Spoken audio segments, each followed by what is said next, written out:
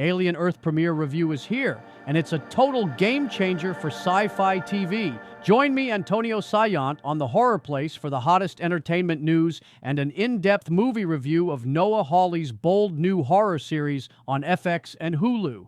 This is the Alien franchise's first TV adaptation, bringing xenomorph terror to Earth in a way that's shocking critics and fans alike.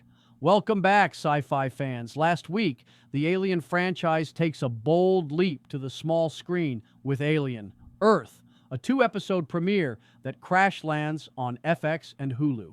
I'm Antonio Sayant, and I've watched the first 2 episodes to give you the no-spoiler lowdown.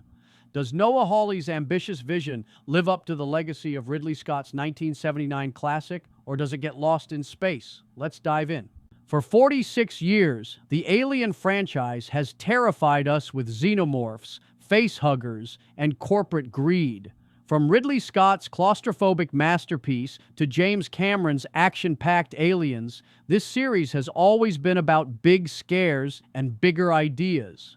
Alien Earth, created by Fargo mastermind Noah Hawley, is set in 2120, just 2 years before the original Alien. It's the franchise's first TV series, and it's not just another spaceship horror story. It's bringing xenomorphs to Earth for the first time. The premise: a Weyland-Yutani ship, the Maginot, crashes in a futuristic city, unleashing deadly cargo and sparking a desperate fight for survival. Let's start with the good. Alien Earth nails the vibe of the 1979 original. The production design, led by Andy Nicholson, is a love letter to the Nostromo's retro-futuristic grit. Think clunky buttons, smoky mess halls, and that tactile, lived-in feel. The show opens with a familiar crew waking from hypersleep, and it's like stepping back into 1979, but with a modern polish.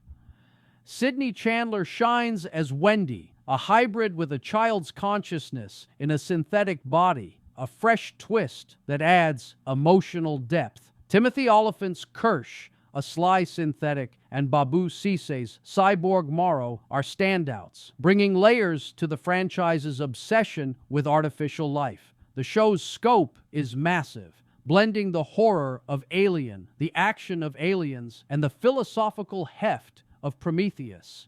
New creatures, like a creepy eyeball tentacle thing, add to the terror, and the practical effects for the xenomorphs are a nod to the original's man-in-suit menace.